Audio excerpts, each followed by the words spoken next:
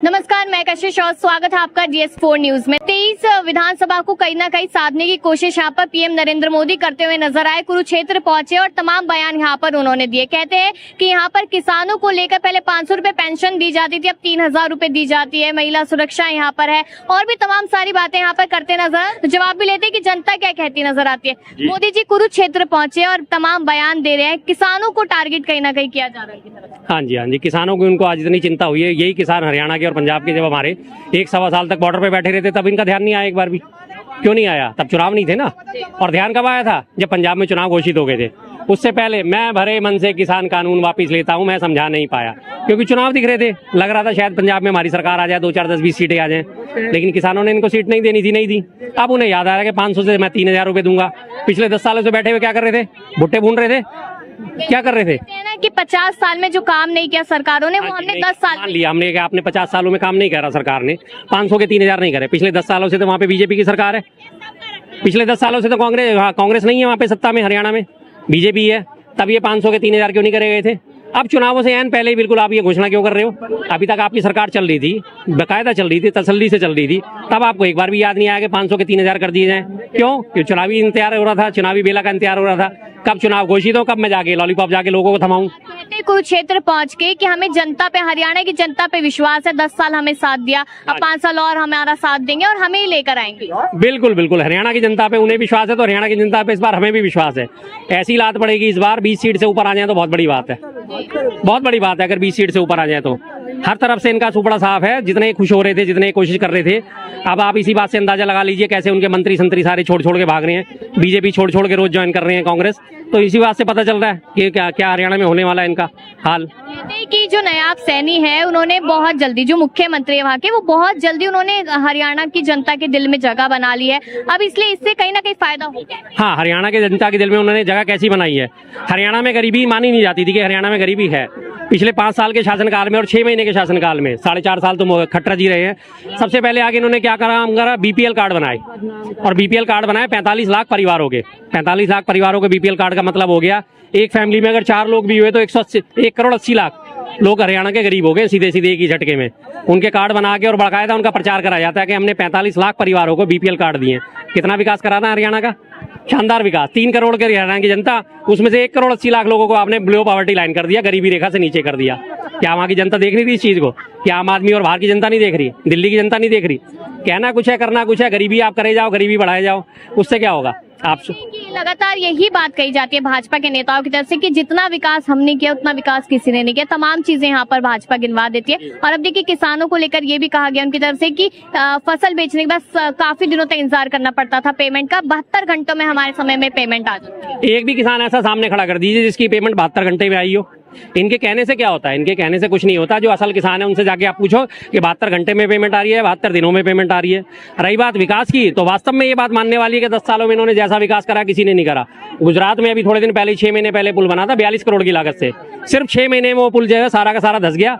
अब 52 करोड़ रुपए का उसका टेंडर जारी हुआ है उसे तोड़ने के लिए, क्योंकि वो पुल चलने योग्य नहीं बचा। ये कितना शानदार विकास है। हमारी बहन बेटियां, जो पहलवान बहन बेटियां थी, जो हमारे कॉमनवेल्थ गेम्स में जिन्होंने रिप्रेजेंट करा, ओलंपिक में रिप्रेजेंट करा था, सब उनके साथ क्या इन्होंने व्यवहार करा था? पूरी दुनिया ने देखा, पूरे देश ने देखा। तब इनको कितना बढ़िया विकास दिखाना कि कैसे उनको बालों से घसीट के उनको जंतर मंतर पे घसीटा गया, उनके कपड़े फाड़े गए, उनके मेडल उन्होंने सड़क पर रख दिए तो मेडलों की कैसे बेकदरी करी गई। कितना बढ़िया शानदार काम करा। 10 सालों में कितना विकास करा है। और अर्बन नक्सल यहाँ पर कांग्रेस को कहा जा रहा है। कांग्रेस आरक्षण खत्म करना चाहती है, ये बात कही जा रही है। देश को बदनाम करते हैं राहुल गांधी, ये इल्जाम लगाया जा रहा है। जब आप पढ़ोगे लिखोगे नहीं, आधी अधूरी चीजें समझोगे तो आप इसी तरह की भाषा का इस्तेमाल करोगे। राहुल गांधी जी ने क्या कहा था?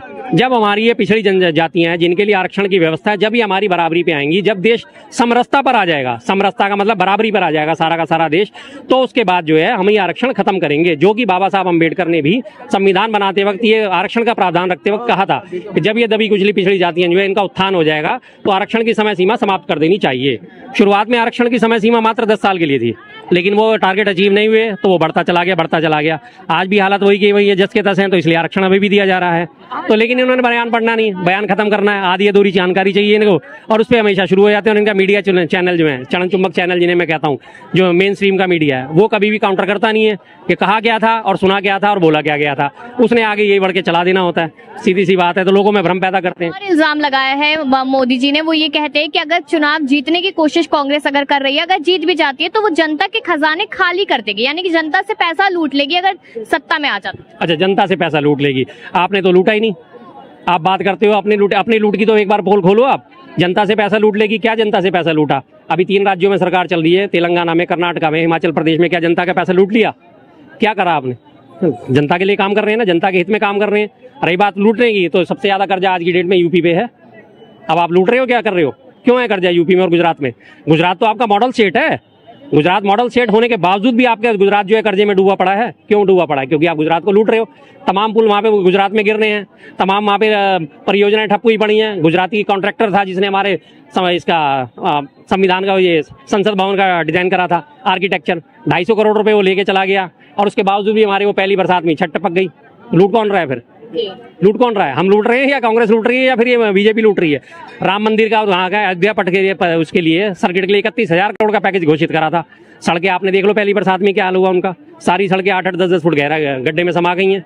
बिहार में लगातार पुल टूट रहे हैं। क्यों टूट रहे हैं? क्योंकि वहाँ पे कांग्रेस, इसकी बीजेपी और इसकी सरकार मिली जुली नीतीश जी की। पर वहाँ पे मुंह नहीं खुलेगा, क्योंकि नीतीश जी साथ में है, राज्य में भी और केंद्र में भी, दोनों जगह साथ में है। तो वहां से आपके भ्रष्टाचार नहीं दिखेंगे आपको। लेकिन कांग्रेस लूट रही है, कांग्रेस बात करती है इसकी देश हित की बात, तो कांग्रेस लूट रही है। एक सिस्टम बना रखा है, सिनेरियो बना रखा है। नहीं, इस कांग्रेस की बात करनी है। कांग्रेस का बनाया पुल जो है आज तक 70 सालों से, 1957 में कांग्रेस की बात करी जाए तो 1957 में नेहरू जी के शासनकाल में छत्रपति शिवाजी जी की मूर्ति स्थापित हुई थी महाराष्ट्र में, आज तक खड़ी है। अभी आपने पिछले साल ही मूर्ति बनाई थी छत्रपति शिवाजी की, करोड़ों रुपए की वो मूर्ति थी। पहली बार में पहली आंधी में गिर गई। अब उसे कारण दिया जा रही है 45 किलोमीटर की स्पीड से हवा चली थी, तो इसलिए मूर्ति गिर गई। 45 तो नॉर्मल हो जाती है अक्सर जब भी आंधी आती है। महाराष्ट्र की जनता से माफी मांग रहे हैं, यहाँ पर मोदी जी भी माफी मांगते नजर आए, अमित शाह भी माफी मांग रहे हैं। तो इसीलिए तो माफी मांग रहे हैं, क्योंकि गलतियां करी हैं। अब उन्हें दिख रहा है महाराष्ट्र के भी चुनाव है, घोषित होने की देर है। अभी तो जाके चरणों में भी लौटेंगे। अभी तो महाराष्ट्र के चुनाव घोषित ही नहीं करे, कोशिश में लगे हुए कि किसी तरह से बस हमारा बेड़ा पार हो जाए। नहीं तो इन्हीं 4 राज्यों के साथ उनके भी टाइम पीरियड खत्म हो रहा था विधानसभा का, क्यों नहीं डिक्लेरेशन करी? जम्मू कश्मीर में तो इनकी हालत खराब है। कश्मीर में इनको कैंडिडेट नहीं मिल रहे उतारने के लिए। 47 सीटों में से मात्र 18 सीटों पे इन्होंने कैंडिडेट उतारे जम्मू कश्मीर में से। कश्मीर में, जम्मू में तो सारी सीटों पे उतारी, 43 की 43 सीटों। कश्मीर जिसका नाम लेते हमने 370 हटा दिए। कश्मीर में हमने विकास की बयार बहा दी है। कश्मीर आज विकास के उस पर झूला झूल रहा है। उस कश्मीर में 18 सीटों पे अपने कैंडिडेट उतारे हैं इन्होंने। क्यों नहीं उतार पाए? 47 सीटों पे नहीं उतार पाए। इन्हें पता है कि हारना ही है हर हालत में।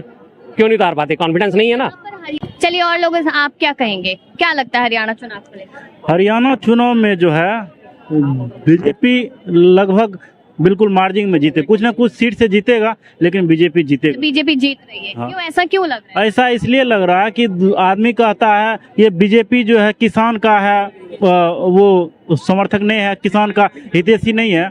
मैं ये मानता हूँ कि जो आदमी झुकता है वही ऊंचा उठता है। ठीक है, किसानों के लिए कुछ किया है भाजपा ने? भाजपा ने किसान के लिए नहीं किया है। मैं पूछ रही हूँ आपसे। 2000 रुपया समान निधि योजना किसके तहत आ रहा? इससे पहले 70 साल में 2000 रुपया हर किसान को आता है। 2000 रुपया 3-3 महीने में आ जाता है। ठीक, आदमी को ही ना।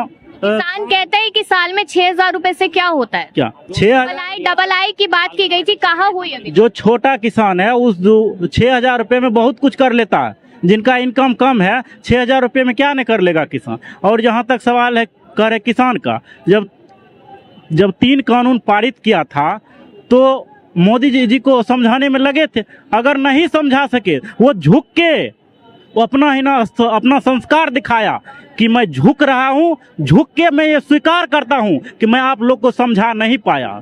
ये इंसान के अंदर, उसमें से 2-4 लोग ऐसे हैं जो उल्टे सीधे बात बोलने वाले हैं, कर देते हैं। लेकिन किसान थे, उसके बाद मजबूरी था, दिक्कत था, उसको पीड़ा हुआ, इस वजह से वो बैठा था।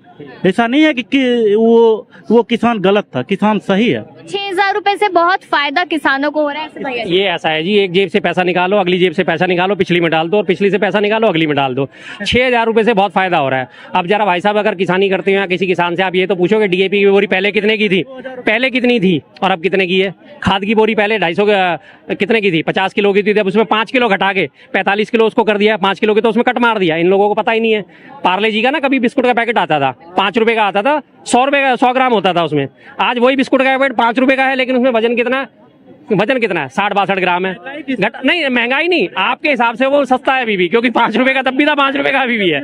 100 ग्राम से 60 ग्राम कर दिया, वही सेम चीज है। 50 किलो की बोरी 45 किलो की कर दी, लेकिन 6,000 मिल रहा है। 6,000 कहाँ से मिल रहा है, तुम ही से तो ले रहे हो। 50 रुपए डीजल होता था, 50 रुपए को डीजल को पहुंचा के 90 रुपए पहुंचा दिया। जब डीजल से पंप से एक मिनट सुन लो गणित सुन लो थोड़ा सा, फिर आपको समझ में आ जाएगा कि 6,000 फायदेमंद है या नुकसानदेह है।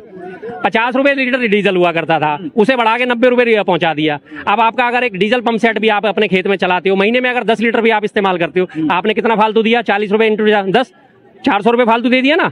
वही आपने 1 साल तक दिया, 12 चौक 48, 4800 रुपए तो आपने डीजल पे फालतू दे दिया। मिला गया आपको 6,000। 50 किलो की आप खाद की बोरी लेके आते थे, अब लेके आ रहे हो 45 किलो, 5 किलो खाद में काट लिया। उस 5 किलो को अगर 50 रुपए से भी कन्वर्ट करो तो 12 पंजे 60, 600 रुपए आपके वो हो गए।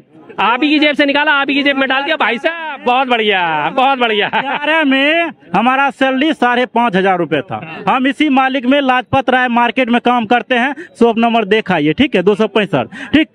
लाजपत राय मार्केट में 5,500 रुपया में मैं लगा 2011 में। अभी हमको 26,500 रुपए दे रहे हैं, 26,500 रुपए दे रहे हैं, ठीक। 21,000 रुपए वो जो एक्स्ट्रा आया वो क्या करेंगे, हैं? वो कहाँ से आया? महंगाई बढ़ा तो हमारा पैसा बढ़ा, महंगाई बढ़ रहा तो हमारा भी पैसा बढ़ रहा।